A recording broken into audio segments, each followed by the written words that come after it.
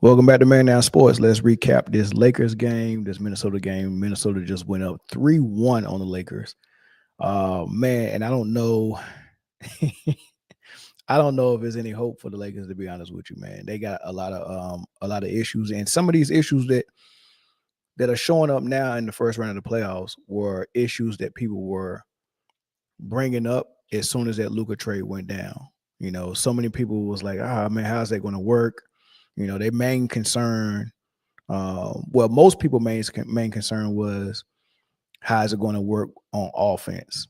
How is LeBron ever going to be okay with coming off the ball when he didn't do so as much for Kyrie? He didn't do so for Wade as much. He made Love and Bosh change their game around. So, everyone was just expecting LeBron to say, I'm going to do what I do. I'm LeBron James. And Luka was just going to have to figure it out. So that was everybody's main concern. I thought that was a concern, but I didn't think that was the main chief concern. The main chief concern for me was the fact that Luka gets exposed on defense, right? So I knew, or I assumed a couple of things was going to happen right after the trade. I assumed that since it was the Los Angeles Lakers, a storied franchise, a franchise that brings in a lot of revenue, a lot of money, a franchise that the TV ratings love, with a player like LeBron James who brings in a lot of revenue, who the TV ratings love or hate, because the ratings are going up because some people were watching to see him lose and some people were watching the root for him, kind of like Tom Brady and the Patriots. It was the same thing, right? So you got the Lakers, you got LeBron, then you got Luka, who also brings in a lot of revenue, a lot of attention, and the ratings love. And he's box office as a player, and then he brings that whole overseas audience with him. So you put all of that in the LA market, you got the NBA's attention. The NBA is in their best interest to make sure they can put that on TV as much as possible. And if you're trying to put a product out and market a product as much as possible, um, you know, it's a lot of times you're not going to want that to have a first round exit in the playoffs, right? So my assumption was that, oh man, now that Luka is over there, they got more incentive and more reason to give LeBron the benefit of the doubt, give the Lakers the benefit of the doubt of the call and the whistle and all of the above. So I was like, oh man, so here comes the phantom foul calls and the phantom wheels, and it happened. They started playing, balling out of control. All of a sudden, the Lakers got this top-rated defense that everybody was talking about. I'm like, how? They're saying on paper that defense ever since the trade, their defense was spectacular and all this crazy stuff. And I'm like, man, this is insane, right? Like, how are they pulling this off, right? But in the playoffs, those issues reared its ugly head, and now we're able to see exactly what the Dallas Mavericks and Nico Harris and Jason Kidd and DuPont, the owner, this is what they saw in the Boston series in the finals. Nico Harrison was right. Defense does win championships, and Luka Doncic has the worst ability on the basketball court. If the best ability on the basketball court is availability, then the worst ability is a liability, and Luka is a liability on defense, and that's what it's showing. This man puts up phenomenal numbers today. I mean, he put up phenomenal numbers. He scored 38 points off of 38 for 28 shooting, or 13 for 28 shooting. Hit 5 out of 12 threes. That's a lot of threes, though. 12. I mean, Reed shot 12 threes. Rui shot 10 threes. That's just ugly basketball, man. That's a lot of three-pointers, man. Edwards shot 10 threes. I mean, they shoot more threes than Reggie Miller did when he was playing. But being a liability on defense don't help. You can, if you can give me 38 points, but putting you on the floor puts my defense at a handicap. As soon as Luka gets on the floor, my team is at a disadvantage and at a handicap because the other team's game plan is Luka. You get what I'm saying? Like, imagine you got a player who's so bad at defense that the other team's game plan is Luka, is to make him defend. Whoever he's defending, go to the hole. Whoever he's defending, ISO him. And it ain't even just the ISO that he has to deal with. If they rotate the ball, if you double Edwards, right, and he gets the ball up and the ball just goes, is getting skipped from pass to pass or player to player, and the defense is in rotation. If the ball skips to a player that Luka has to rotate and close out on, that guy is probable to get 2 points or a layup or open jump shot. I mean, like his closeouts aren't even good, and then his closeouts aren't good. He let somebody blow by him. They got the ball in rotation and they got it in the corner. Luka was supposed to close out, and he closed out and gave the baseline. The baseline was butt naked. The baseline was a nudist. That's how wide open the baseline was. He closed out from the inside with his body angled like he was asking him to go baseline. And then when he blew bomb on the closeout, he just kept running to the corner and stopped and looked and watched him go in there for the layup. I mean, the defense is so horrible. This is the type of stuff that they sat down after the finals, and probably after every finals game, and was watching this and was like, man, we knew he was bad. We thought we could work around it, but this is too bad. Like this is too bad. Like we can't even scheme to stop a good team with him on the floor. That's what they knew. That's what Nico knew. Right. And everyone just thought, oh man, once the Lakers make this playoff run, we go make Dallas and Nico look so bad that Nico go get fired this summer. And what we're seeing is, oh man, hey, this is what they saw. This is what they knew. You get your 38 points, you can get your 40 points. I mean, but Edwards had 43.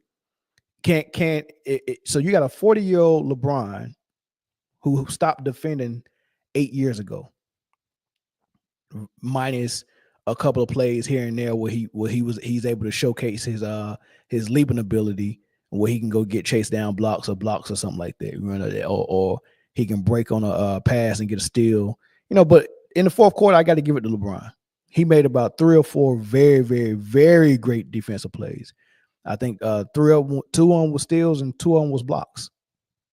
And to be honest with you, the steal that he got, or the swipe down on Edwards when he was driving in the fourth quarter, the one they ended up reviewing, and then they changed it to a foul.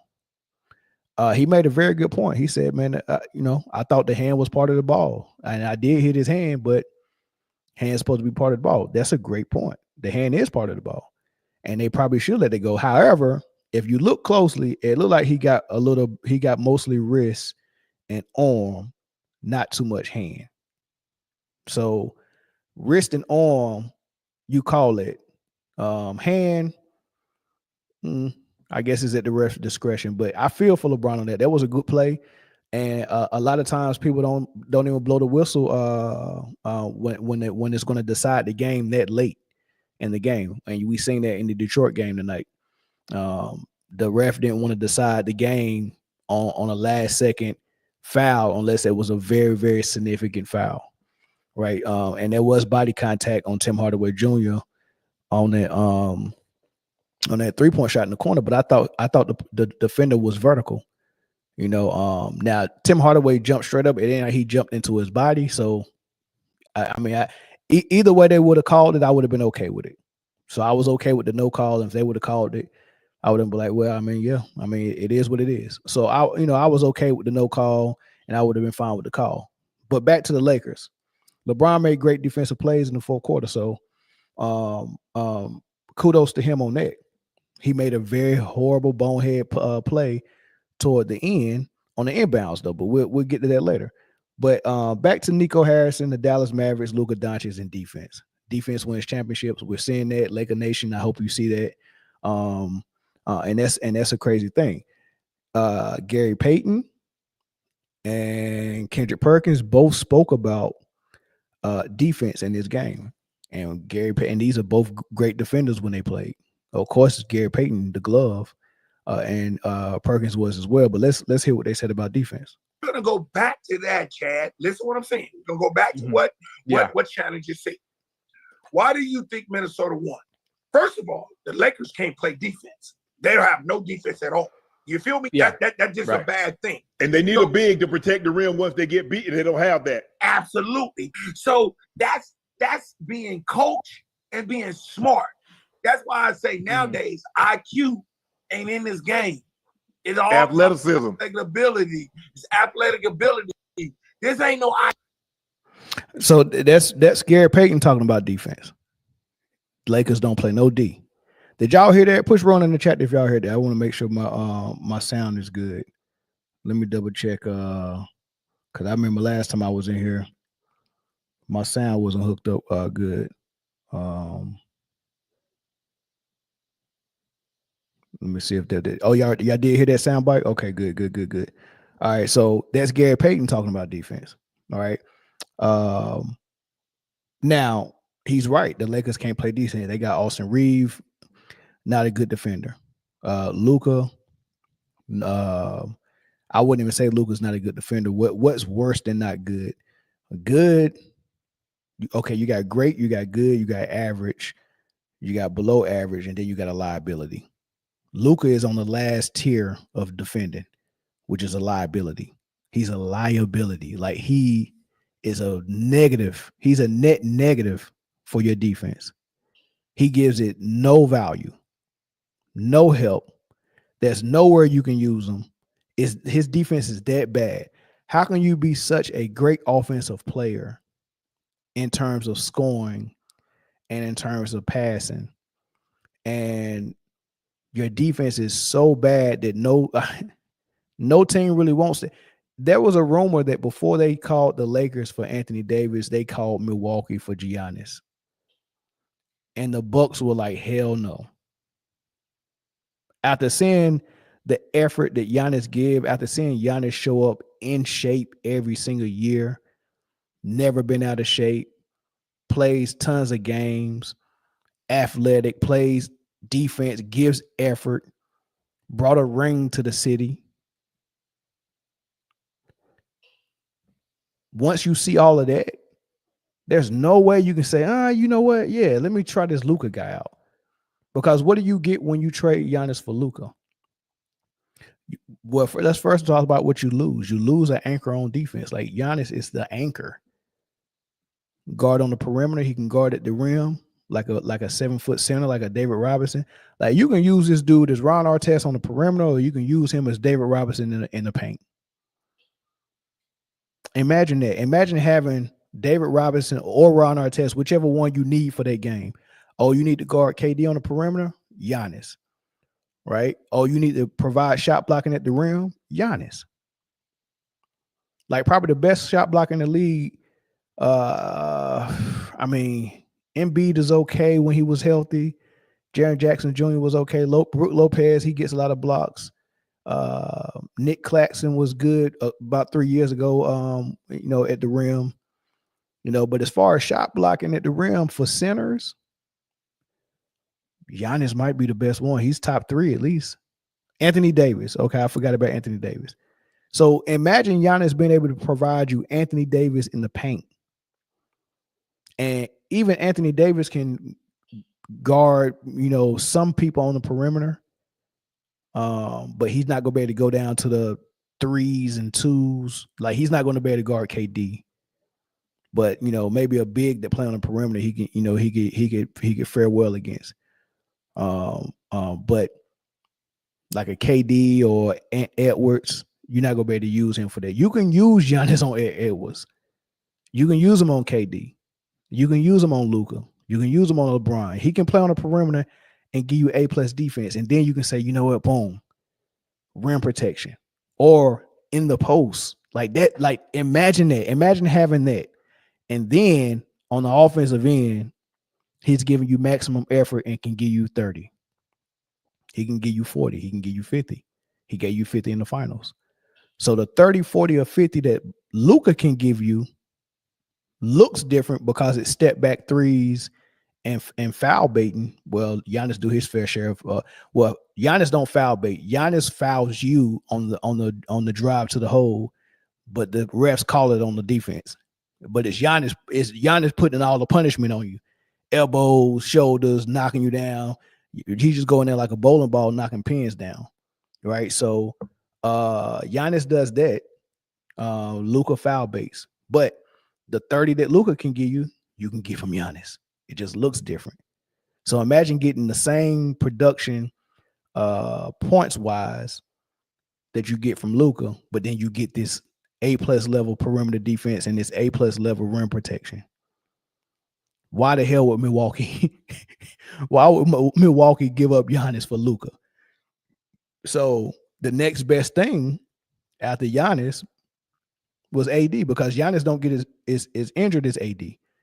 But if AD and Giannis both didn't have injury as a problem, I would say take your pick.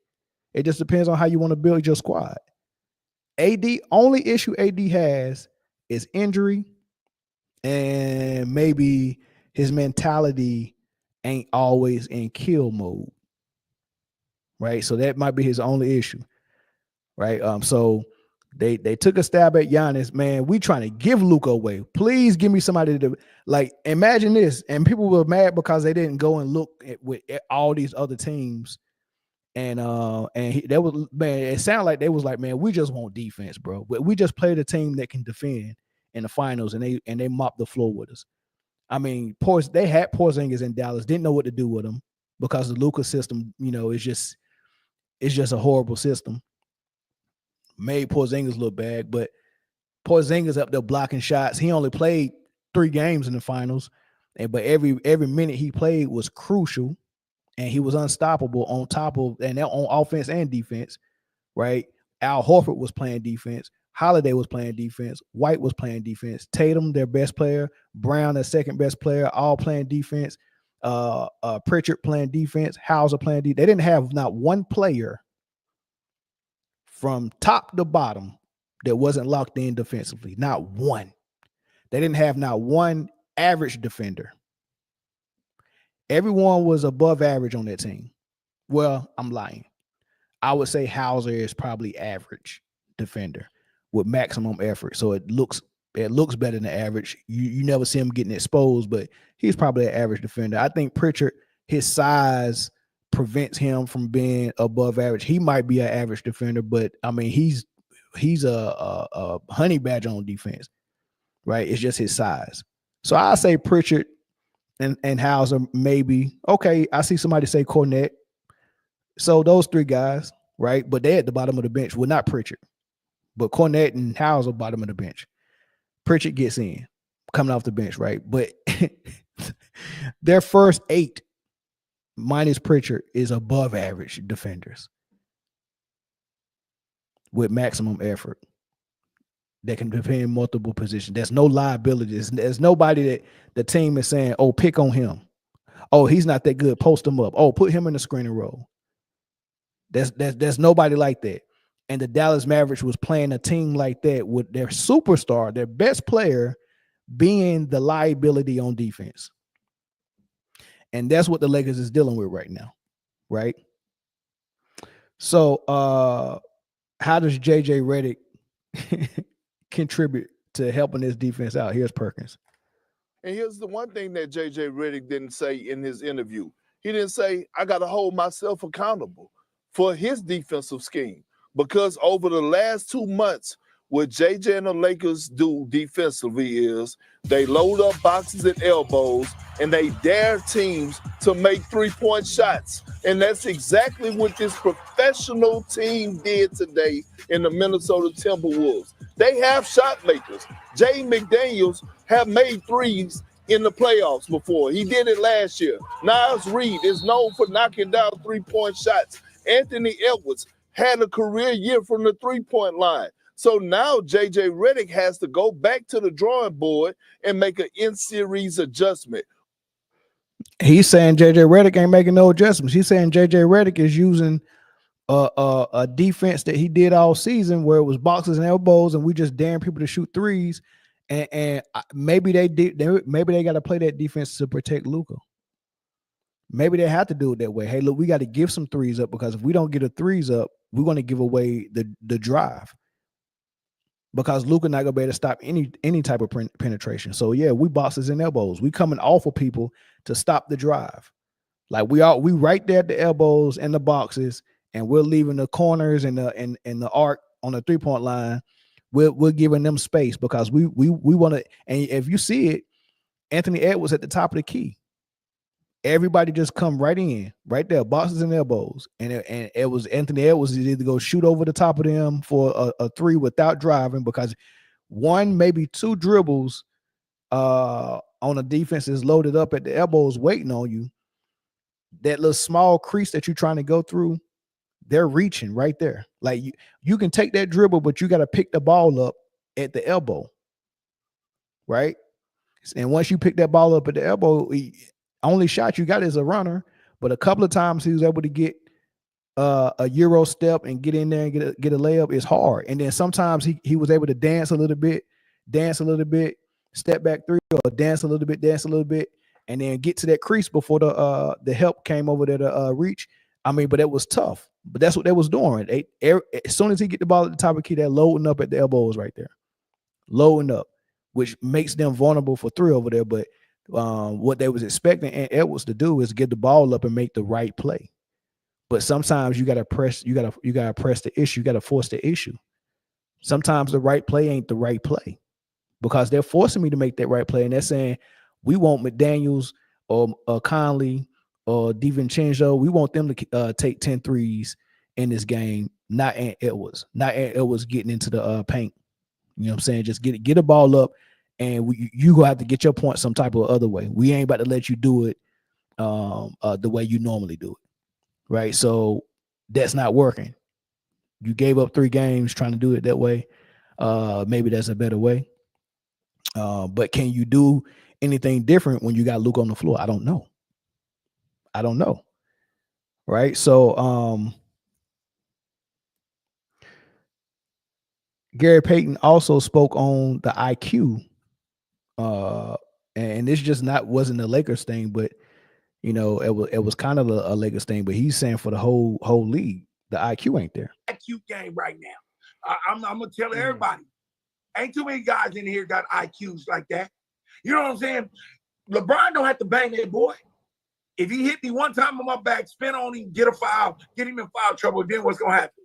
You gonna sub. Right. You gonna sub. Mm-hmm. And ain't nobody gonna come off that bench that gonna handle LeBron, who muscling him and bullying them. But when you get a guy who's checked out and he's tired. Yeah.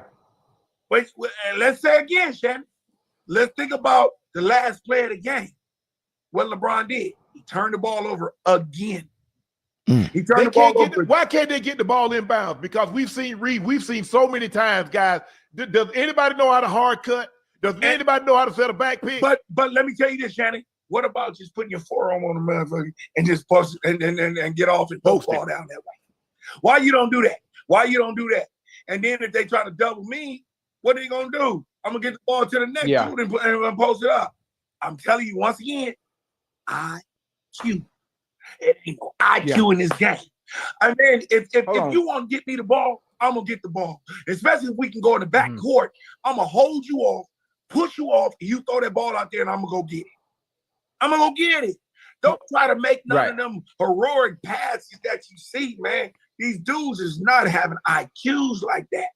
They don't have IQs like that. Hey, I agree. I think that was really. I mean, that was. You're taking the ball out right by the half court line. It's a crucial possession at a crucial moment in the game in the fourth quarter. You're taking the ball out. You're LeBron taking the ball out. I don't know when he became the inbound man. That's interesting that JJ got him as the inbound man. I remember, was it game 1 or was it a game late in the regular season where LeBron was inbounding the ball under the goal, and he made pretty much the same play where he threw the ball and it wasn't a good pass, and it was easily still stolen, and it cost him the game. Can't remember which game it was, but that's the second time I've seen him do this month. Can't remember if it was this series or in the regular season. Oh, it was the last game against the Bulls. Okay, thanks, Meech. Yeah, so that game, I'm like, man, what's up? When did he become the inbound man for the Lakers? I know Luka took the point from him. Luka's the point guard, but here you got. I mean, here comes Luka Vandross, thick and all, large and in charge, and he's running toward the ball at the half court. That's already dangerous because you're running toward the ball. At some point, you got to stop, right? Because I'm inbounding the ball. My guy is right here in my face defending the ball. And the guy I'm trying to pass to is running toward the ball with a guy right behind him. That pass is always going to be dangerous when they're moving, right? Because I'm moving. I don't know where this guy is behind me, right? It's almost like you never make an entry pass to a post player when he's moving. The post player has to not be moving, and you have to establish what hand where you want that ball to go, based on how you feel in the defense, and you put the hand up where you want the ball to go. And you teach these guys in middle school, if the target is moving in the post, you do not throw that ball into him, right? You can get away with it sometimes, but rule of thumb, you cannot throw that ball in the post until he's stationary and he's got that guy sealed on his back. It's the same thing on the inbounds. If a dude is playing you that tough, like Gary and Peyton just said, you stop, you get somewhere, you put him on your back, and it's just like a post play, and just entry pass like it's a post play. That way I'm not moving, so I can feel where he is on my back. I got my hand right here shielding, and I got this hand up here asking for the ball. You throw it to me, boom. And then I got the whole back court. I can go back court. So I can stand at half court, put him on my back, and point this way and say, throw the ball that way. And you throw it that way. I run and go get it. That way I ain't got to worry about me moving toward the ball and the defender behind me, and you're throwing the ball. Like, you're throwing it, I'm moving toward it. Any small error or mistake, what happened is going to happen. LeBron threw that ball. Luka was moving. McDaniels came off of the side of him, and Luka was expecting him on the other side, and there's his hand right there on the ball. There's his hand right there on the ball. Still, ball game. Ball game. Right? So that was, I mean, like Peyton said, the IQ is just crazy. Then on the last second shot, they're down 3. They call a timeout. This is the play they called for, a timeout. Luka's bringing the ball up. Rule number 1, when you're dribbling the ball against pressure, the zone that you don't go to, the one area that they tell all point guards not to go to against pressure is the sidelines. You stay away from the sideline. You keep that ball in the middle of the floor as much as possible. They called the timeout, and the play they came up with was Luka coming up the right sideline, where he came up the middle, and then he, the pressure was there. He turned and went sideline and went all the way to half court on the right side. There's nowhere for you to go but out of bounds or right into this defense. So you're running on the right side, and then LeBron comes up, and you make a pass to LeBron 3 feet in front of you. He's on the sideline with nowhere to go. And then the help came, and they throw it to Reeves. They got an open shot out of it, but that was horrible.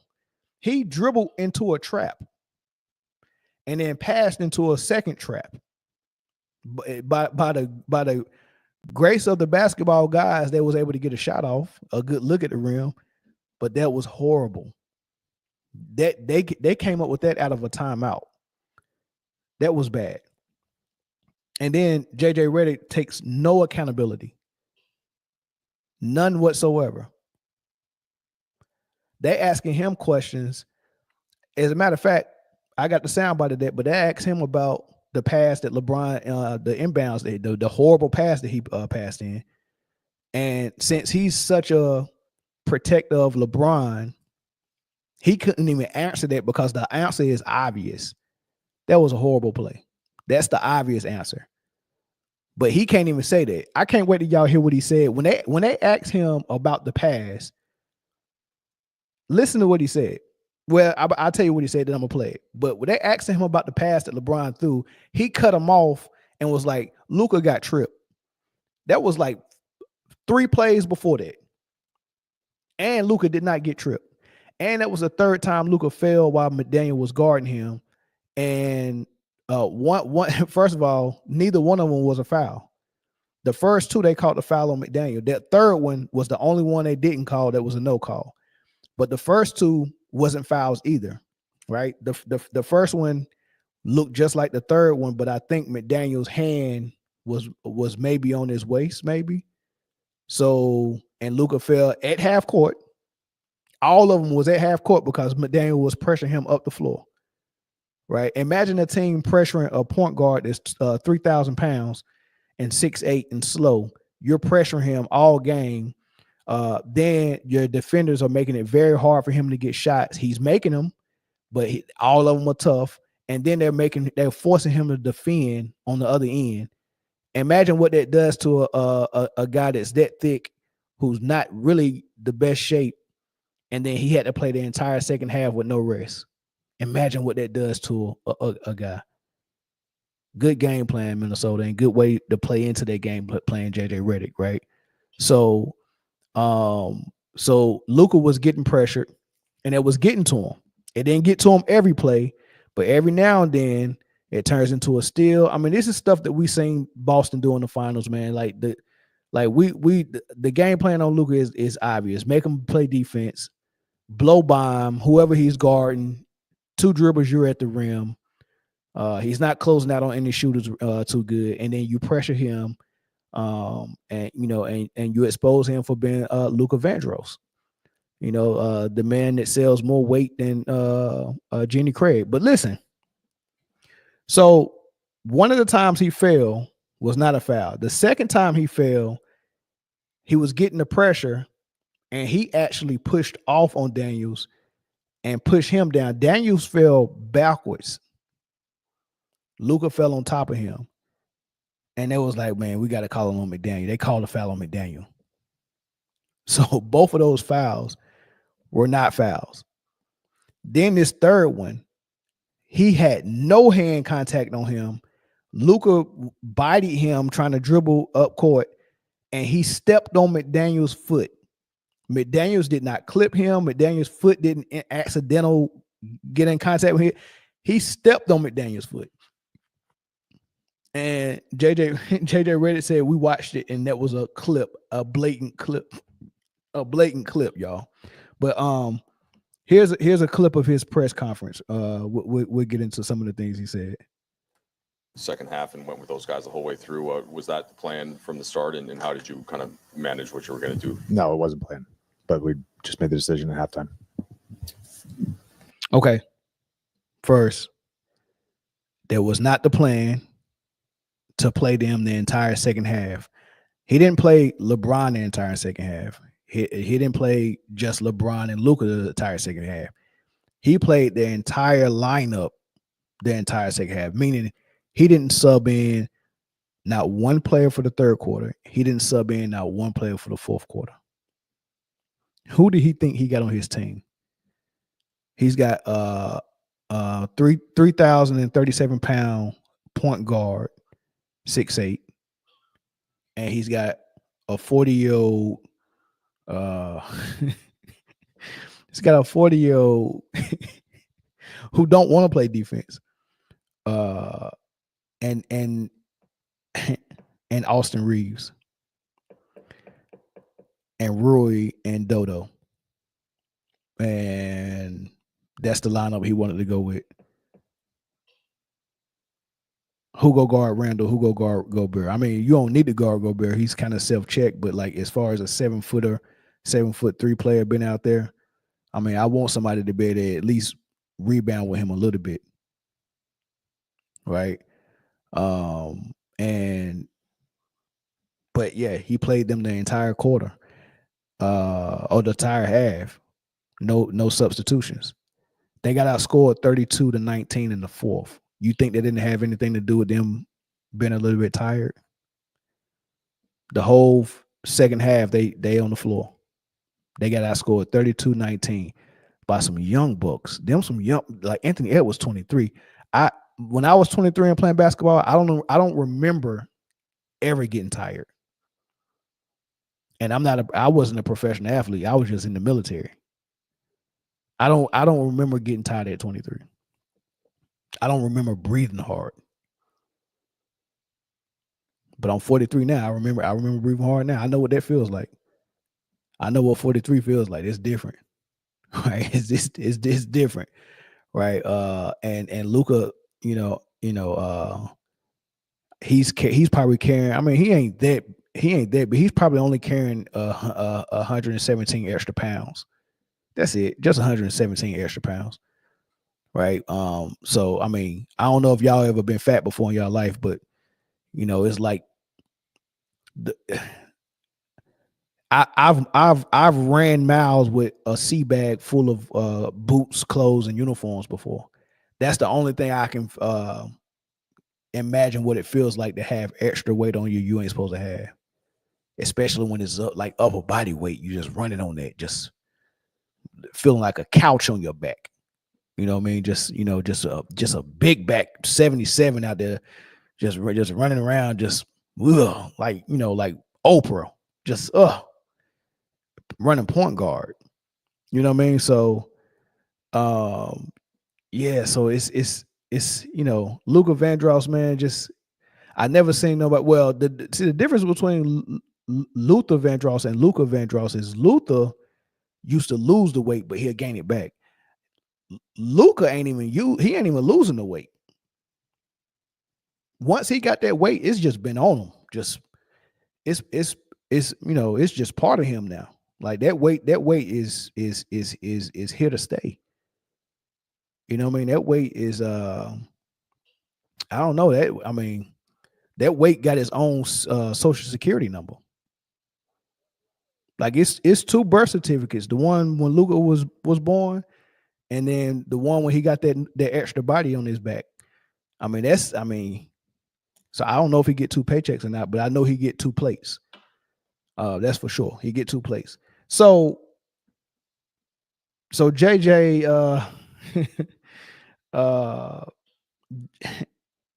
just listen to him. What do you take away, I guess, most from a kind of an emotionally difficult loss like that, in which you had yourselves in pretty good shape multiple times and they just kept coming back? Well, we certainly played well enough to win, and we gave the effort to win. And not a planned thing to play five guys an entire second half. We asked them at the beginning of the fourth quarter, told them we had 2 extra timeouts. If you need a sub, let us know. Those guys gave a lot.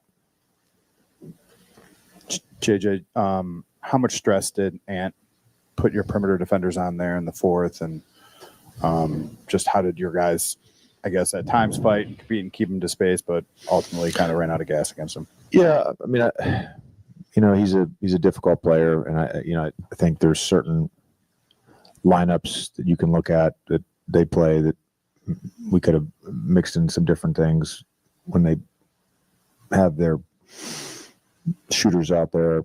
It's tough to kind of mix in fires. We tried to fire multiple times. It wasn't communicated well. We did end up, trying to blitz him. He raced it both times and they scored. So, he's a very dynamic offensive player. What was your vantage point on the inbound that was a turnover? Well, let's just start with Luka got tripped. I mean, that was a blatant trip. He doesn't just fall on his own. We watched it. He gets tripped. So we should have been at the free throw line. That's not an excuse for why we lost, but we got fouled, and we had a chance to go up. Again, you work on the end game stuff, and you draw it up and you tell guys very specific things. We didn't execute it, and very obvious we didn't execute it. So I don't know that's my only vantage point. We just didn't execute it. This man asked him about the inbounds play with LeBron James, and he said, "Well, let's start here. Luka got tripped. We watched it. It was a blatant trip. We should have been shooting free throws." What a way to deflect. What a way to avoid answering a question where it was asked where you had no choice but to hold LeBron James accountable for an obvious mishap. Like that pass, that inbound pass was obviously a bad play. It was a mishap. And I get it. Protect your players.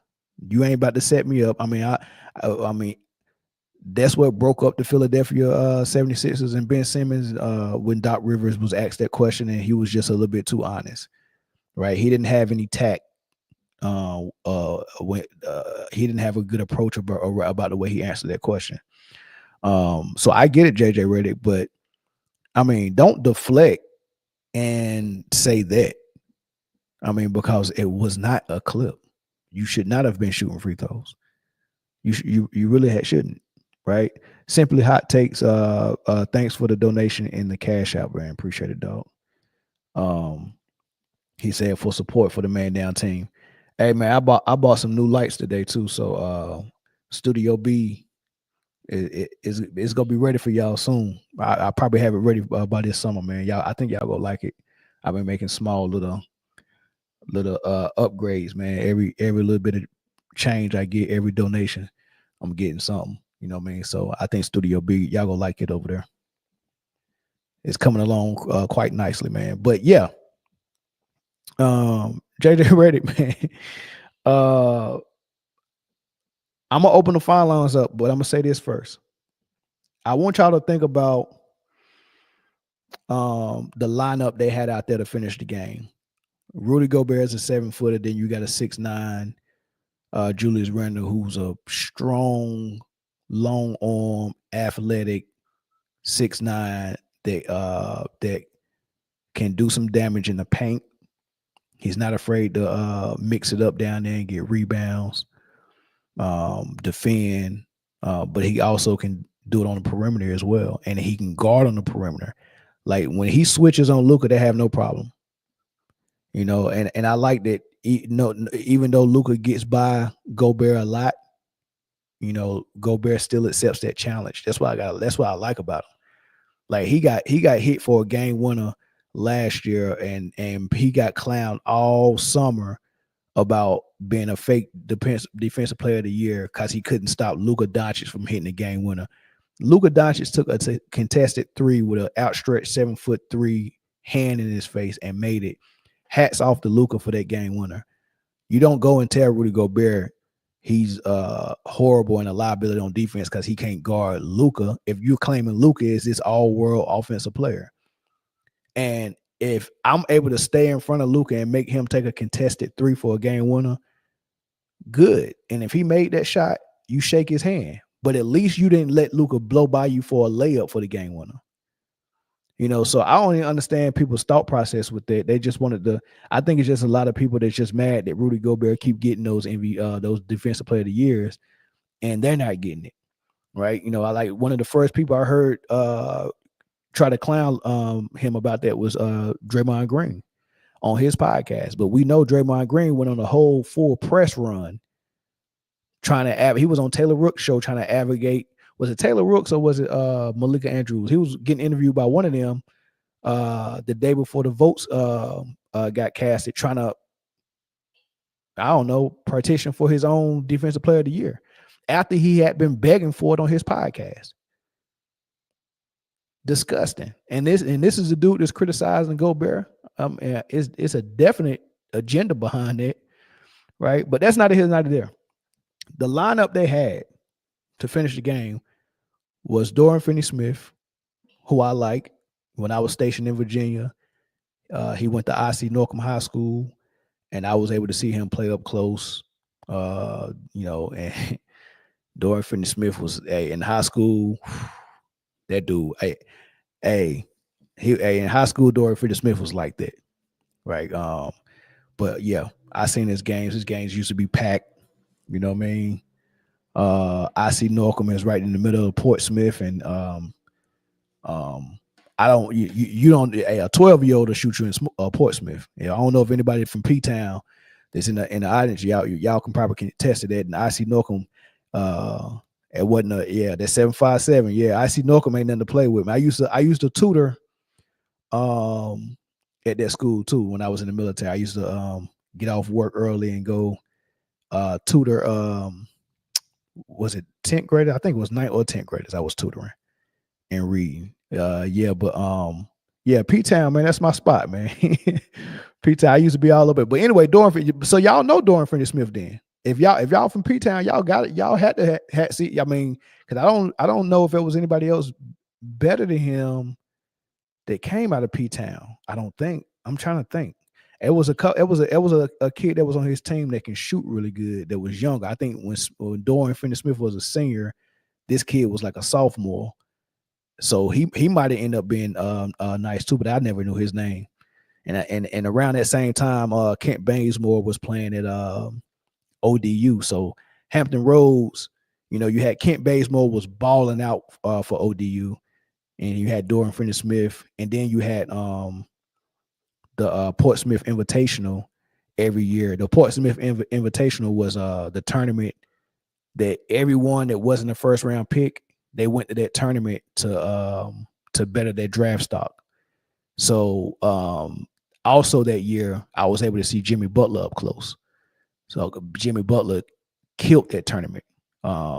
Jimmy Butler, I can't even remember all the other guys because Jimmy Butler was just like, what are you doing here? Why are you not already in the first round? You know what I mean? What are you doing? Jimmy Butler was insane in that tournament. He was making it look easy, right? So Butler, I was able to see him up close at Portsmouth Invitational. Dorian Finney-Smith up close. Kent Bazemore. I remember one game Kent Bazemore got locked up, and he was locked up for like a day or two. He got out like an hour before the game. Oh, Jeremy Macklin. Yeah, Jeremy Macklin was from Florida. And I'm glad you said that because I forgot his name. But Jeremy Macklin from Florida. Is he from Portsmouth too? But because he went to Florida. He was in the Portsmouth Invitational with Jimmy Butler that year too. And I don't even think he got drafted. Yeah, but he was like a great value of Morris Stoudemire. He was straight though. He was decent. So but yeah, anyway, the lineup was Dorian Finney-Smith, Austin Reeves, LeBron James, Luka, and who was the hold on. There was another and Rui Hachimura. Right. And Rui had a game tonight. I mean, he hit 5 threes, man. It was like every time he took a three, like it was going in. So Rui was on a heater tonight. Dorian Finney-Smith, did his per usual, played defense. He hit a big three as well. But that was that lineup. But think about that. Rui is the tallest one. I mean, he might be listed at 6'10", but I don't know. Maybe he's 6'10", 6'11", maybe, but maybe he's the same size as Randall, but with longer arms. But it ain't the same thing as Rudy Gobert though. So and the reason why I bring that up is that's a small lineup, and they had a guy in a trade that I thought would have helped them, which was Mark Williams from Charlotte. They traded Dalton Connect and some other stuff for Mark Williams, and Mark Williams came there and played one game. And Mark Williams is he's probably about the same size as Rudy Gobert, long, athletic, lob threat, rebounder, shot blocker. The main thing that they don't have with that lineup I just talked about, Rui is not going to protect the rim like that. Neither is Dorian Finney-Smith, and definitely not Reeves or Luka, right? And LeBron just can't do it for 4 quarters. He just can't go like that. So you had no rim protection whatsoever. And then no rim protection with 2 guys that are liabilities at stopping dribble penetration. And then you got no shot blocking. You get what I'm saying? Like when Dwight was in Orlando and Gilbert Arenas and Turkoglu and Jamel Nelson were not good perimeter defenders. J.J. Redick was not a good perimeter defender on that team. The only good perimeter defender they had was Micah Petrie and sometimes Rashard Lewis. He wasn't no great defender. Micah Petrie was a great defender. But at 6'4", having to put him on LeBron, it was different. I mean, it worked. Turkoglu was guarding LeBron too. He guarded out his mind that series. But my point is this: when those guys gave up dribble penetration, you had Dwight Howard back there swatting it, sending it home. When Jason Kidd was old and he was 39 years old, you can't expect him to stop a lot of dribble penetration, even though he was a good defender still, even at 39. Jason Terry ain't never been that great of a defender. JJ Barrera, who he go stop from getting to the rim? Dirk wasn't that good a defender. So when you got all these people giving up rim protection or giving up dribble penetration, you had Tyson Chandler back there as a shot blocker. You get what I'm saying? Like, you got to think about that. Like, you want rim protection, right? So they knew that they needed that. Plus, Luka likes a lob threat, the way he run his offense. So Mark Williams was supposed to be a fit.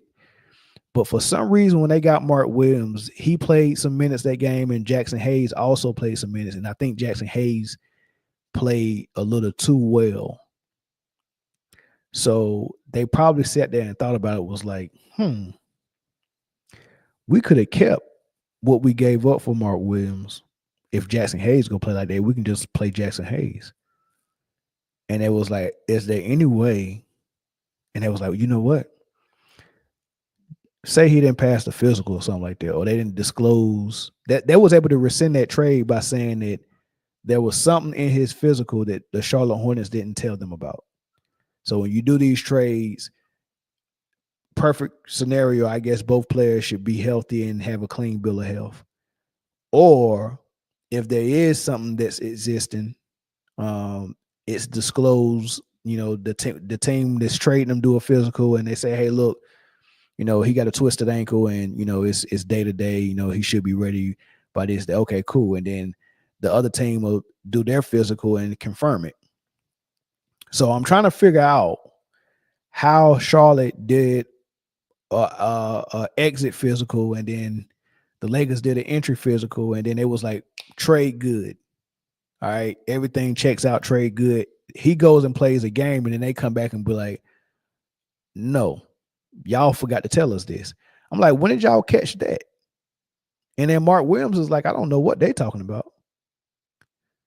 So the whole thing is fishy to me. If y'all did a physical and cleared him to go play, what happened? What did you find? That's like me going to go buy a car and I do a full inspection on it and then say, it's good to go. Here's the money. And I drive off the lot and I'm gone for 2 days and I come back and be like, hey, y'all didn't tell me about this, man. This, we got this going on with this. I'm like, well, how come I didn't know? How come that didn't, how am I supposed to know that didn't happen while you was gone for 2 days? So I'm real confused on how they was able to rescind that trade after he had already played a game. Y'all accept the goods already. Y'all already got the goods, right? So they sent Mark Williams back, and I was like, man, that's gonna be costly because I think Mark Williams made them a tougher team, in my opinion, just based on what he does as a shot blocker and his size and him being a lob threat, So I thought that was huge, but phone lines are open, 442-288-9352. Y'all call that number. Y'all let me know what y'all think. Was Nico Harris right? Was JJ Redick deflecting? Do you think Luka got tripped for real? Why did the Lakers lose? Why are they down 3-1? Can they come back? What's the issue? So all of that, man. Call in and let's see what it is. Yeah. What's up, Nino? Mark Williams won't fit the Lakers, you don't think, Johnny? I actually agree with keeping picks over Mark. And you know what? And that's what I'm saying. They found that out after the fact. They was okay with giving away Dalton Connect in the picks to get Mark until they got him over there, and they probably had a practice with him and in the game and was like, man, we can get this from Jackson Hayes. We can get this from Jackson Hayes. We can keep our pick and keep Dalton Connect. So that's what I think happened. I think, it was buyer's remorse, and they felt like, man, yeah, we ain't even really need this, man. We jumped the gun on this. What's a loophole that we can rescind this? And they found the loophole, and that's what ended up happening. So yeah, I'm with you on that. All right, so I'm gonna go ahead and end the show, man. We're not getting phone calls. Oh, there's going right there. Okay.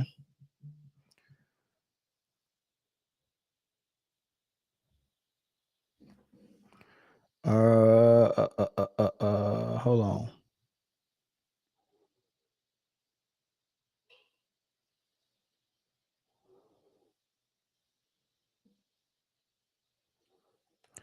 Call back. That caller from Cali and Nino, y'all can call back. Whichever one called first can get in first.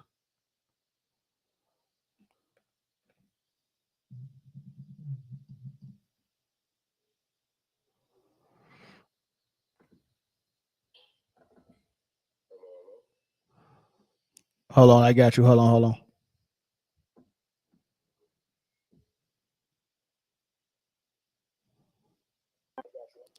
All right, caller from Cali, what's up? What's going on? How you doing? I'm good, man. Hey, put a one in the chat if y'all can hear the caller. Go ahead, brother. What's your thoughts? Oh man, my thoughts. I heard it. I caught you at the end, man. I'm out here in California, but I'm glad to call your show for the first time. My thoughts. Yes, Nico Harris was right.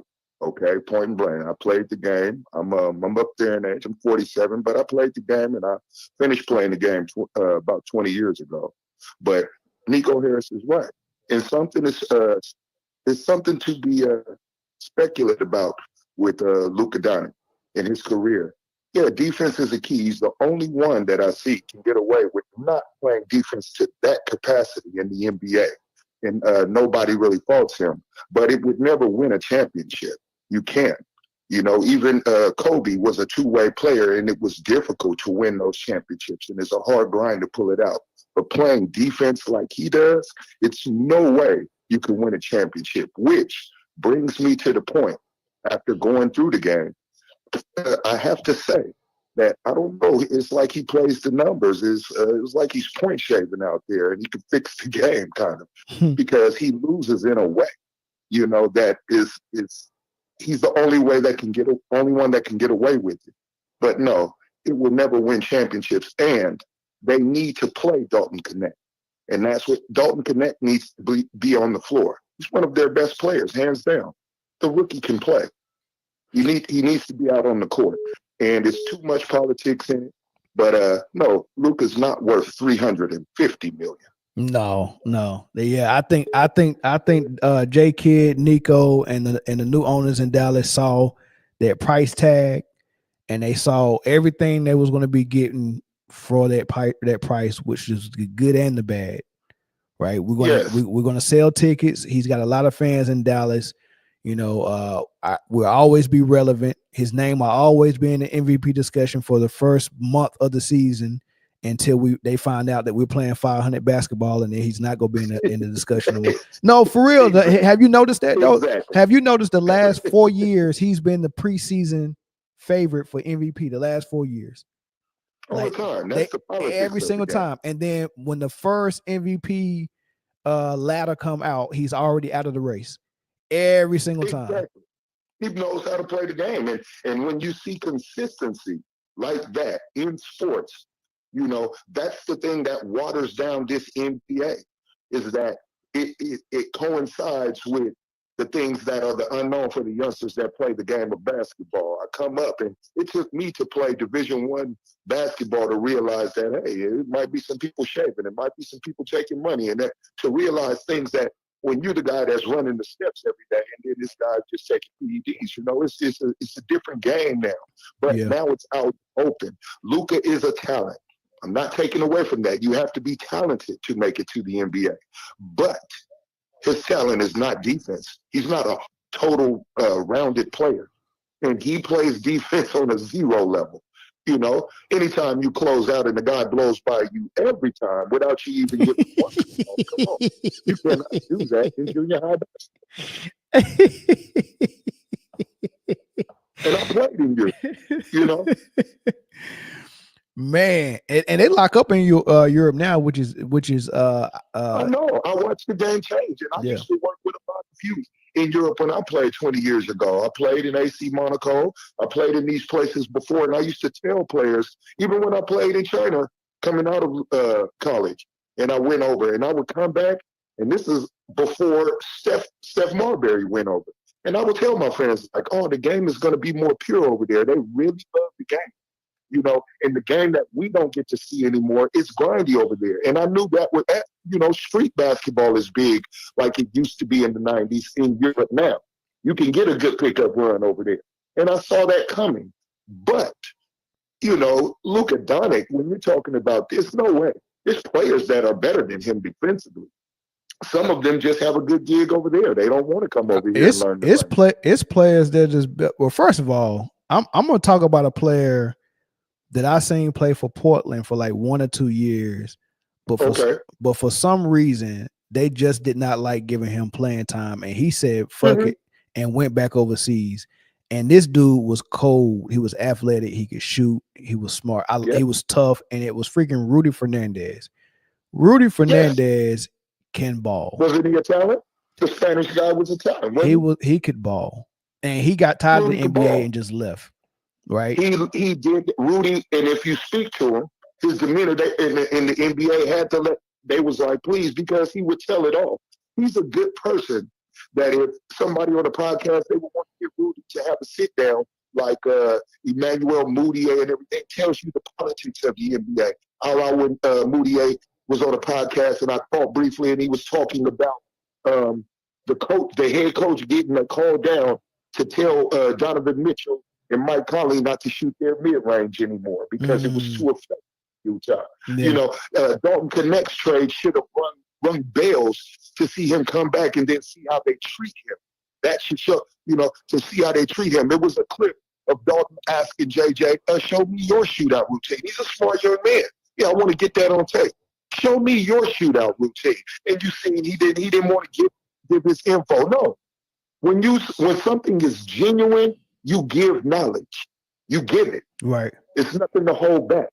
You know what I'm saying? And when I saw that clip, you knew, I'm like, Dalton Connect should be out on the floor right now. Yeah. And he ain't no young buck. He ain't like he no one and done rookie that's 18, 19 years old. Player. You know what I mean? Like what's my man that played for Detroit? Hollins?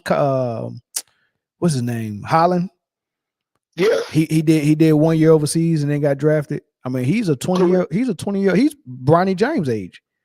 Exactly. Look, it took me to be I thought I was old when I got to about 25 years old overseas. And then it took a European to tell me, oh, you're a baby. And it brought so much confidence to understand that I have life in this game if I wanted to play. Yeah. But other than that, is how we were thinking here. But no, it's talent over there. Look at Kendrick Dunn.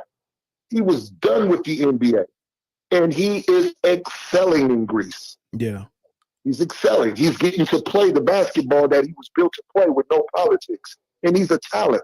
You know, sometimes you get in this market in the NBA and it's just too known to the public. That's what's hurting their business. You know, they need to let them play. Let something be grueling. The way that you see some of these playoff runs playing is how the regular season should play. Yeah. You know? But now you see that they're letting these players play this type of style of basketball in the playoff. But now you see now I can't put that rookie out there that would excel and bring numbers, and maybe his career would take off in a different way. Oh, it's no way that Dalton Connect should not get any playing time in a game like this. Yeah, I agree, man. Thanks for the call, bro. I appreciate it. What's your name again? I appreciate it. My name is Rupert. Rupert. All right, brother, man. I'm going to say your number, man. Thanks. Bless. All right.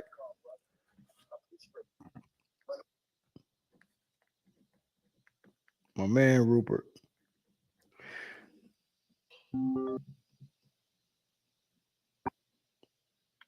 Nino, what's up, brother?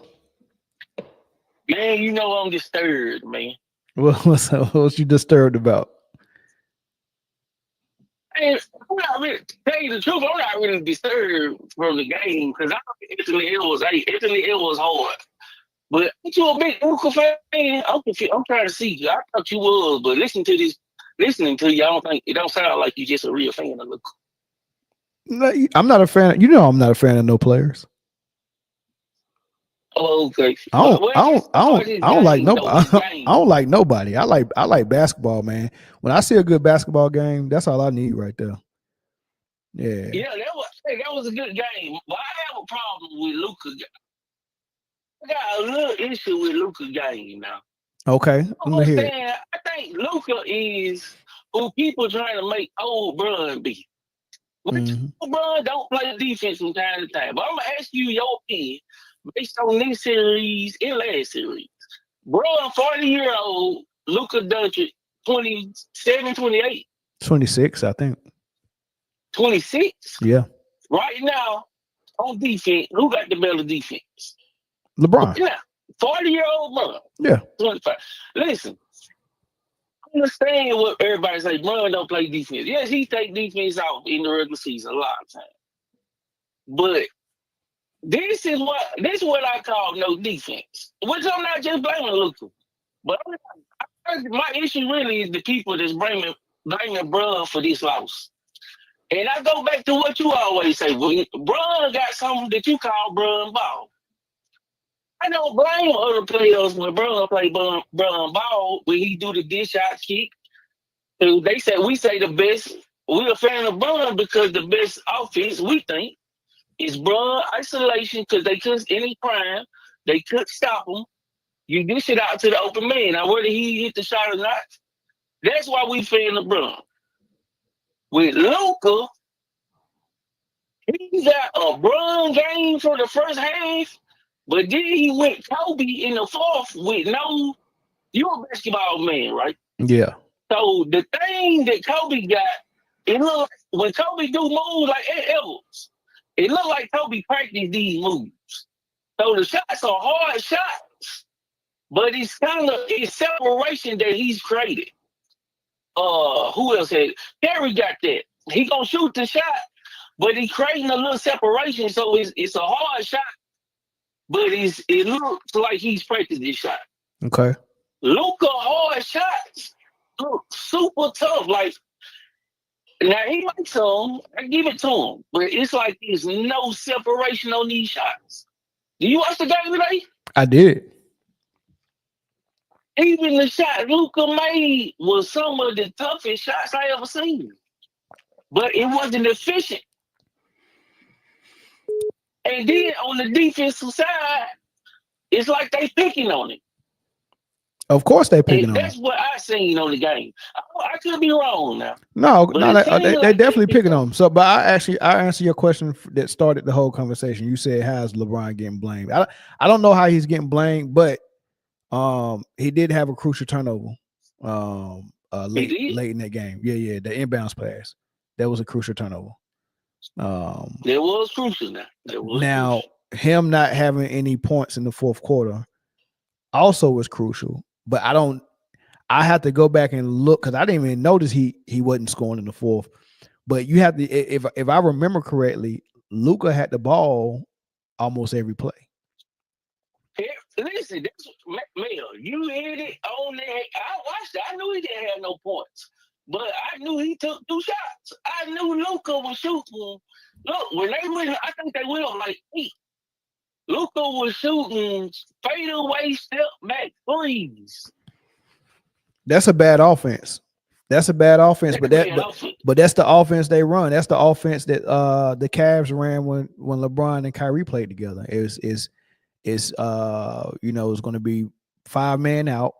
It's going to be high screen and roll, and it's going to be LeBron or Kyrie making a decision to either shoot or pass when the double comes. Right? And that's what and everybody else on the floor, J.R. Smith, Kevin Love, Tristan Thompson. Tristan Thompson was the screen setter, He dived on the screen and roll, and he crashed the boards. Kevin Love was a 3-point spacer, catch and shoot. J.R. Smith, a spacer, catch and shoot. J.R. Smith didn't go one-on-one. He didn't go ISO. He didn't come off screens. He didn't post up. Kevin Love didn't post up. All they did was catch and shoot and then play defense, right? Kyrie Irving and LeBron James had 100% freedom in the offense. Everyone else was restricted to doing one thing or another, right? And that's what they're doing in L.A. Jackson Hayes, screen setter, dive, crash the boards. He don't get any plays ran for him, no post-ups, none of that. He's the Tristan Thompson. Then you got Rory, who's playing the Kevin Love role, catch and shoot threes. Then you got whoever the other shooter is playing the J.R. Smith role, catch and shoot, and then Luka is Kyrie. Austin Reeves is J.R. Smith. I think Bron is Kyrie in this sense, and Luka is Bron. Because Luka, in the fourth now, JJ ran offense the first half. Pick and roll on the screens. In the fourth quarter, this is why he went Kobe. But he didn't have the Kobe bag. It was like you said, you caught it perfect. You just said what it was. Bron went in the corner. I think he was a decoy to keep Anthony Edwards off of Luka. Anthony AR was on the wing, like you said, and who was in the corner? Rui was in the corner, right? Mm-hmm. 5 or 6 straight possessions. Luka was shooting fadeaway, step back threes, or passing the ball at the last minute. Now I have no problem with that because everybody said this is Luka team. Bron need to step back. Everybody agreed with that for the season. I mean, during the season, everybody agreed. So I have no problem with Luka taking his shots. But don't say Bron went 0 for 2. And y'all see, if you watch the game, this man shooting fadeaway threes now. Hey man, that's what listen, that's what they want. That's what Luka been doing, and he's been who go tell him that's wrong? Because he's been getting first team NBA for 4 straight years. So obviously when you first team, you've arrived. There's nothing else you need to work on. Right. That's what they've been telling Luka for 4 years, that he's the best. He's at the worst, he's top 5 in the league. That's what they've been saying. He's the best point guard. He's top 5. At some point, they said it was Jokic and Luka that was the 2 best players in the league. That's what they've been telling him. If you tell Jokic and Luka that they're the best that the league has to offer, and they can be the best without playing defense, why the hell would I ever start playing defense? And why would I change any type of way that I'm playing if the whole entire basketball community is rewarding me for playing this way? I'll be honest with you, man. I'm gonna be Luka. I ain't gonna say a pass, but I'm gonna be honest with you. I looked at Luka. Well, what Kendrick Perkins say? He's trying to slide them puppies. I think he might try to play defense. I don't think his footwork is what you need to hold some of them players. Nah, dog. Nah, nah, dog. No, Nino. Don't give nobody no slack, man. This is basketball. If you can't play the other end of the floor that bad, you should have played baseball or something. Go play tight end. This just ain't your sport if you can't move your pup. You've been playing since you was a kid and you ain't learned how to slide your feet. No, that's effort. It's not hard to figure it out because his feet move just fine when he's going to the hole with the ball in his hand. No, Nino. He moves faster with the ball when he's going to go score than he do on defense sliding his feet. That's an effort thing. He don't really want to play defense. He's never got it in his mind that defense is that important where he really wanted to do it. He puts in effort to make it look like he's putting in effort. You get what I'm saying? Like he tries to make it look like he's trying instead of just actually trying to play defense. He's trying to trick people to think he's trying. And I can see it. I can see he's not interested in that side of the ball, Nino. I'm sorry.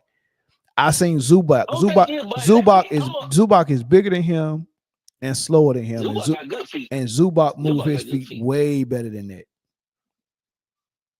But this why I say this though, man. This why I said this. We say that. You said that. What you do is under the paint, low post. But did you see? You watched the game, so you tell me what you saw. Every time they put pressure on Luka with the ball, bringing the ball up, like point guards do, before the half-court line, what did you see? They didn't look like he had very good feet, man.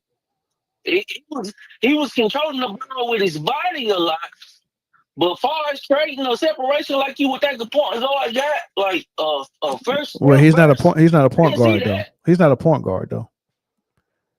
He's not a point guard. I'm gonna tell you this before I let you go and get another phone call in here. If you gave Hedo Turkoglu 30 shots a game, he could put up the same amount of points as Luka. I agree with that. Ooh, I agree with that. And the same amount of assists. If Turkoglu played 5-man out offense where he got 30 shots a game, and all the passes came from him, he would average 30 and 10, just like Luka. Man, I'm going up there. Hey, but I'm gonna give you credit. I'm gonna go. This has been exposed that maybe you still need a point guard, a real legit point guard to create separation around the offense. And I give you credit because you've been saying that since I've been listening the last 2 years last year. I'm go. All right, appreciate it, though. All right. All right, let's get one more call, y'all, then I'm going to end it.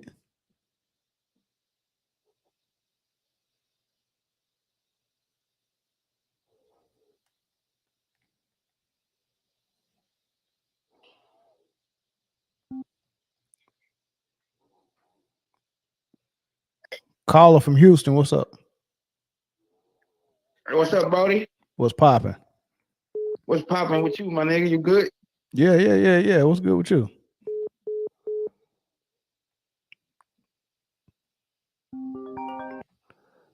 I don't know what happened with Young. Caller from New York, what's up? Hey, how you doing, Mel? What's good? Who's calling? This is Sabrina. Oh, okay. What's good? What's your thoughts? I've been playing basketball all my life. I've coached basketball as well. LeBron's a bum. And that Luka should leave in the summer. Without a doubt. He's a free agent. That's true. And the next game they need to play the theme song from Ringling Brothers and Ball and Badney Circus. Because that's what LeBron turned this franchise into. That's a fact. That's a fact. Circus. That's a fact. He made them trade away all their assets. So when he finally leaves, they got nothing. They have absolutely nothing. Well, they have Bronny. He's gonna make his son. He's gonna make his son take his 4 years and quit. Then he's gonna allow him to do what he wants. But he's gonna remain a bum for the whole 4 years. You think it's time for LeBron to retire? He's not going to retire. He's going to go to the press conference and say that so that the media can do what they did when Denver blew them out. Talk about him instead of talking about the rest of the playoffs. He's going to say that that's what he's going to do. He's not giving up that $50 million. He's going to at least sit on the bench and pretend he got all kind of ailments. 22 damn years playing. He ain't got no bag. He can't dribble. He's been traveling, carrying. Yeah, but Luka been carrying all his career too. Like really bad. He carries more than LeBron. All the new guys. LeBron travels the most. Luka carries the most. Yeah, I live in New York, and you know how many trains we got. He take the express, the local, whatever he needs to get to the home. That hop step is a third step for all those that don't know better. Yeah, you talking about the step? You talking about the step back? Yeah, that hop step. Yeah. I hate that it. That Euro step most of the time is the third step. Yeah, I hate it, man. They should ban that from the NBA unless they actually taking 2 steps. Yeah. And what he tried to do to Ant-Man tonight with that dirty play, he's the dirtiest player. I'm telling you, he's worse than Draymond. Yeah, he rolled up on his back leg. He rolled up on his head. How you diving forward and all of a sudden you turn it? Because you recognize that his foot was still near you. So you tried to turn over his ankle. Now, to his defense, though, I don't think he was trying to hurt him. I think he was trying to make him fall to stop the layup, but he was trying to make it look like it was a tie up. Like he didn't do it thinking he was gonna roll his ankle or tweak his knee. He did it thinking that he was just gonna trip him and stop the layup. Okay, that's what you think. I know better. Don't forget that Ant-Man embarrassed him in public just now when he pushing and shoving. He don't like nobody touching him. That's very true. That. Very true. And he's been a dirty player for so damn long. How many times has he committed a dirty pick by either catching somebody with the shoulder under their chin? Is always a little guy. He's been doing that to McDaniels and Connolly throughout this run here. Yeah, very true. And if he's not doing that, he's catching somebody with their ribs exposed. And he gets away with everything. He's been doing that his whole career. He's a fraud and he's a failure, and he knows it. Yeah, I mean, I look. He's not one of the how the energy you giving him is the same as I give Draymond. I don't think he's on a Draymond level. You know what I mean? We have crafty players that will use some loopholes and some advantages to inflict some. Like John Stockton used to do that. He'll set a back pick on you and lay you out. He'll hit you in them elbows just right, or in the rib cage just right. Like John Stockton was. He was like that, and people said that was dirty. I don't think that was dirty. I think that was just. Yeah, but John Stockton is a little guy. This guy is big. He's built like a tank. That's true. I mean, don't forget he did that shit to Jackson Hayes a couple of years ago before he became a Laker, and you remember Jackson Hayes came back up the court and pushed him in the back to get a foul. Yeah. To let him know, come on, man.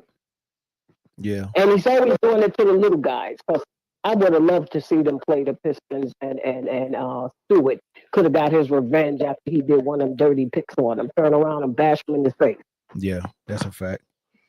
That's a fact. What he did to Stewart, that was obvious. He got frustrated because he was holding them down, keeping them points low. It was a masterpiece. It was a masterpiece tonight, though. I enjoyed that game, 100%. Yeah, I do. I'm enjoying the playoffs. Actually, I'm not watching none of the Boston games. I'm thinking those games are corny. I'm watching the Detroit, New York. New York. Yep. Clippers, Denver. Game the Lakers and Golden State. And Clippers, Denver. I'm watching that one too. Yeah, Clippers in Denver. Yes. Those are the only games I'm watching. I'm not watching the other ones. I wasn't watching Boston and Orlando that much, even though I watched them today. I only seen one OKC game. I've only seen one Cleveland game. But those games, those three top teams, man, it was like, man, that's a 1-8 seed and a 2 and a 7. Like, I mean, I'm not even interested. Not even interested. What's up, Beach Girl?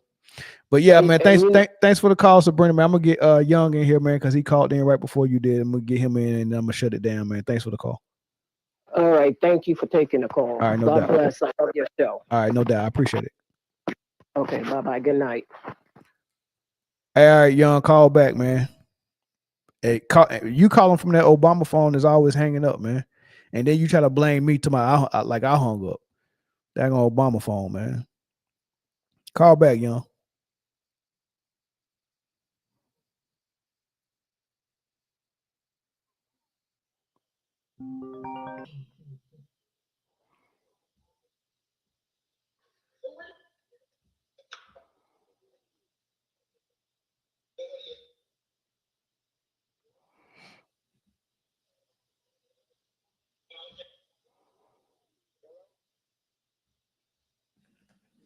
Hold on, y'all. I'm trying to get you hooked in. Hold on.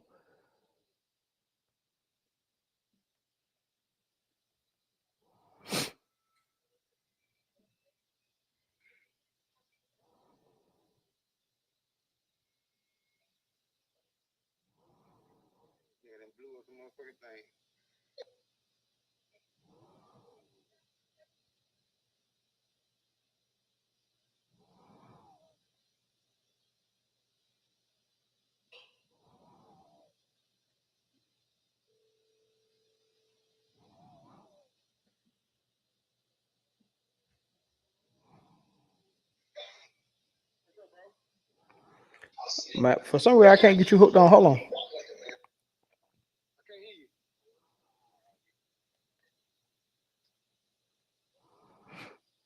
Man, I don't know what's wrong with this thing.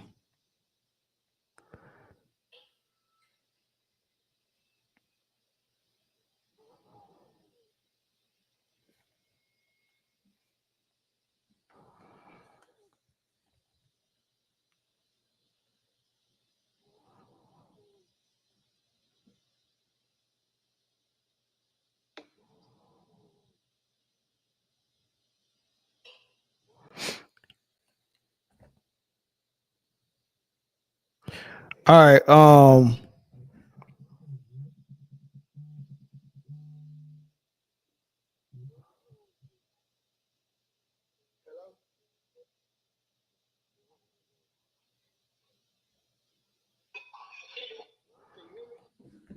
Yeah, I can hear you, but it's not connecting to my device. Hold on, I'm trying to get you connected.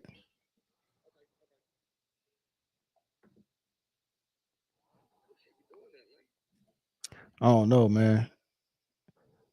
I got new equipment. It just be wanting to act up all the time. It was working. It was working real good, wasn't it? I don't know. I can't call it, man.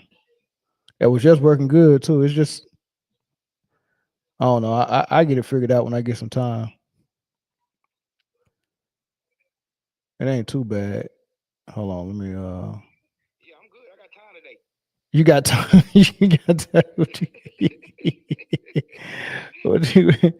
What you got time for, man?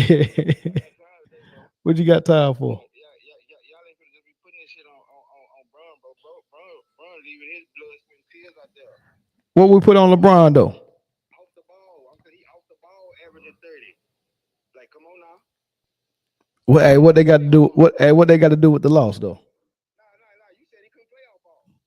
Did I say that? Yeah, you know you said it. You know you said he couldn't play off ball.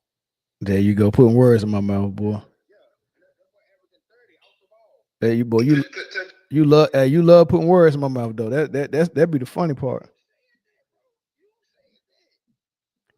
man.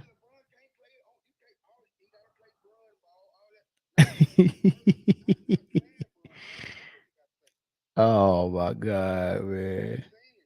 Man, I wish I can get you hooked. I can't get you hooked in, man. This thing acting up, man.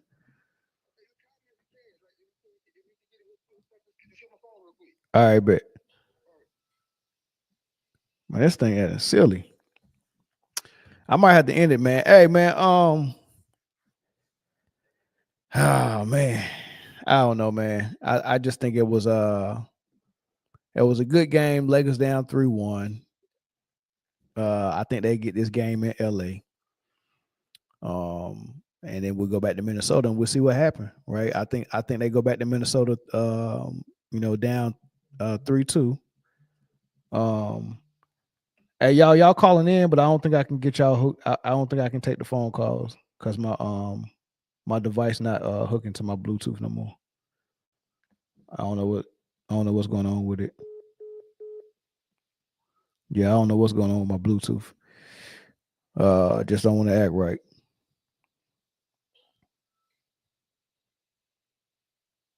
I wish it would act right though. That's crazy. Yeah, but yeah, I think they're gonna go back to Minnesota down 2-3. The Lakers will. I hope Minnesota can. This is my thing with Minnesota, right? They're a young team. They're learning how to win. They learn how to win in the playoffs for sure. And the thing about the playoffs is you have to expect you got to be able to play two different games. Because one game that's being played is the game between you and your opponent. But there's another game that's being played that experienced players understand. And it's an unspoken thing. Like, no one tells you this. This is just something that you have to learn by playing in a lot of playoff games. The NBA is an entertainment business, right? First and foremost, right? They got two main objectives. To grab as much money from the product the basketball product they're using to get money, right? So that means that you know, beforehand they have to get as many sponsors as possible, secure as many contracts with sponsors and networks and all that stuff. So you got your money, but then on the back end, it's predicated on how much viewership you get, what your ratings are. You know, that's going to help you negotiate your next contract. You know what I mean? So the ratings got to stay high. So they really driven on ratings, right? Because they've made these deals with ESPN, TNT, you know, TBS back in the day when they used to have a deal with TBS, but you know, whatever network they like right now, they with Prime and, you know, Amazon, they got deals all over the place, right? When you make these deals with them, they're expecting something because they're paying for something.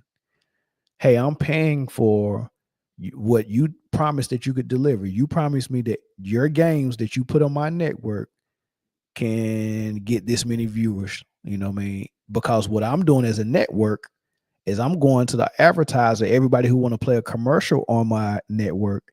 Hey, at these hours, I have the NBA, and the NBA pulls this much ratings and this much viewership. So I'm going to charge you X amount of dollars to show commercials during this program with this type of audience. This is the age group. This is the demographic.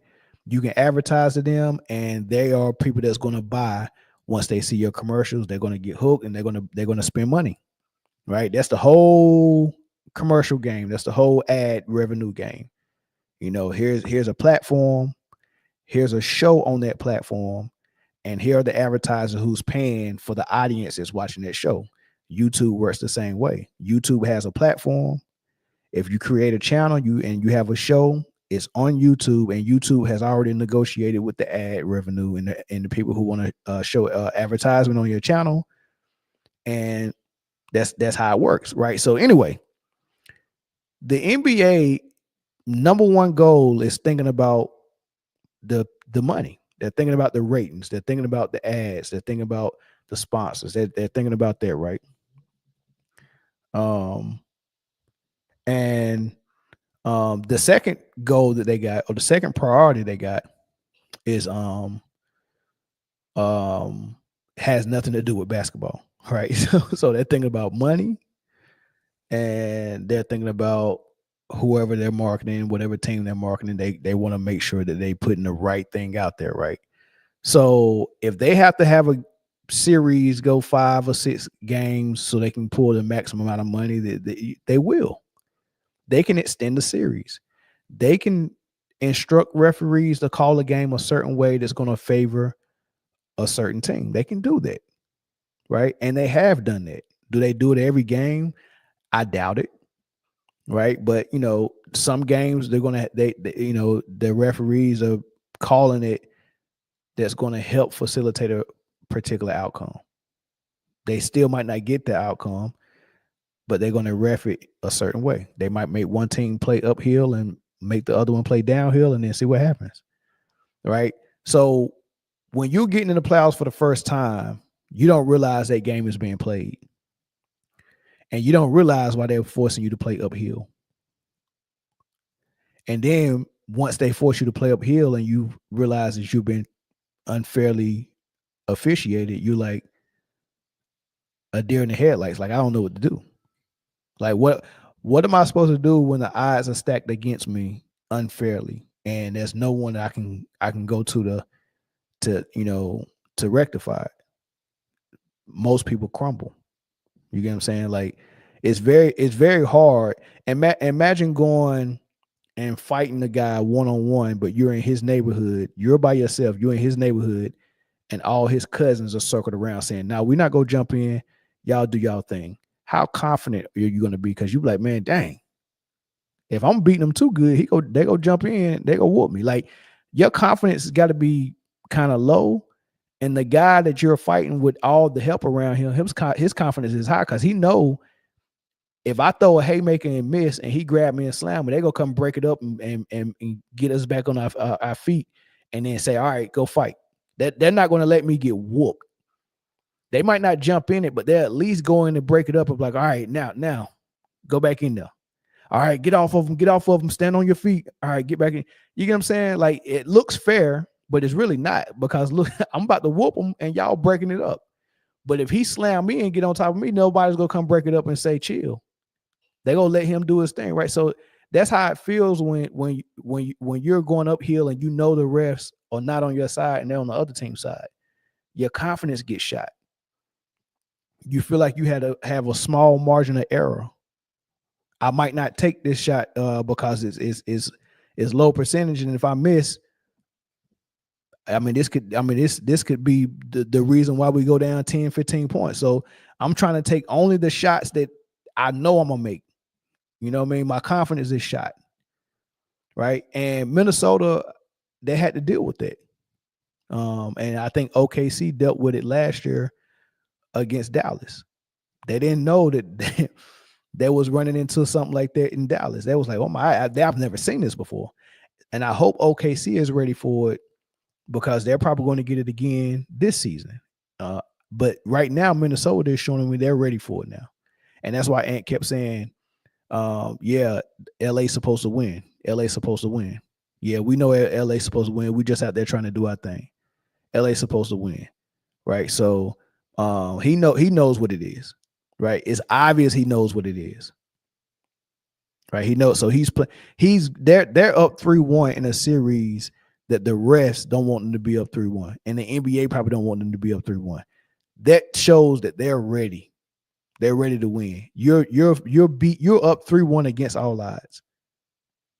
You know good and well the NBA want to see Luka and LeBron and the Lakers in the second round. You know good and hell well. They want to see the Lakers in there so bad they might change the rules this year. The Lakers might be the first team to come back from a 4-1 deficit to win the series. Lakers in 8. And I'll catch y'all on the next stream.